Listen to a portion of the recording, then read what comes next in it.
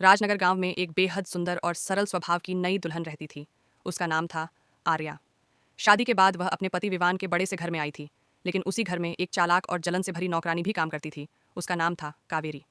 कावेरी को आर्या की खूबसूरती और सबका प्यार बिल्कुल पसंद नहीं था। वह मन ही मन सोचती, अगर मैं इसकी जगह होती तो सारा सुख मेरा होता। जादुई चाल। एक दिन कावेरी को पुराने स्टोर रूम में एक रहस्यमयी शीशी मिली। उस पर लिखा था, रूप बदलने का रहस्य। कावेरी की आंखों में लालच चमक उठा। रात को जब आर्या सो रही थी, कावेरी ने वह जादुई द्रव्य आर्या पर छिड़क दिया। चमकदार नीली रोशनी फैली और पलक झपकते ही आर्या एक सुंदर सफेद सारस पक्षी में बदल गई। फिर कावेरी ने वही द्रव्य अपने ऊपर डाला और देखते ही देखते वह हूबहू आर्या जैसी दिखने लगी।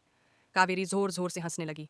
अब इस घर की रानी मैं हूँ। झील के किनारे कावेरी उस पक्षी बनी आर्या को लेकर गांव की नीली झील पर गई और उसे पानी में धक्का दे दिया। बेचारी आर्या पंख फड़फड़ाते हुए तैरने लगी। कावेरी ने पानी में अपना चेहरा देखा, अपनी सुंदरता निहारी और बोली, वाह, अब तो किस्मत भी मेरी है।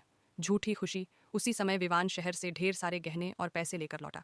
उसने कावेरी को ही अपनी पत्नी समझ लिया और खुशी से उसे गले लगा लिया। विवान बोला, आर्या, तुम्हारे लिए ये सब लाया हूँ, और उसने पैसों की बारिश कर दी। कावेरी खुशी से पागल हो गई। खतरा।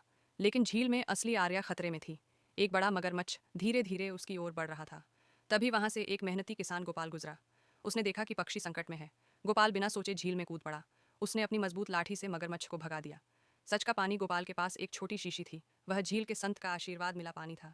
उसने वह पानी सारस पर छिड़का। एक बार फिर नीली रोशनी फैली और आर्या अपने असली रूप में लौट आई। आर्या ने हाथ जोड़कर गोपाल का धन्यवाद किया। गोपाल ने कहा, सच की जीत हमेशा होती है, और उसने बचा हुआ जादुई पानी आर्या को दे दिया। न्याय। आर्या तेजी से घर पहुंची। कावेरी अभी भी जश्न मना रही थी। आर्या ने बिना देर किए जादुई पानी कावेरी पर डाल दिया। इस बार रोशनी काली थी और कावेरी एक झुर्रियों वाली बूढ़ी औरत में बदल गई। विवान स्तब्ध रह गया। सारी सच्चाई सामने आ चुकी थी।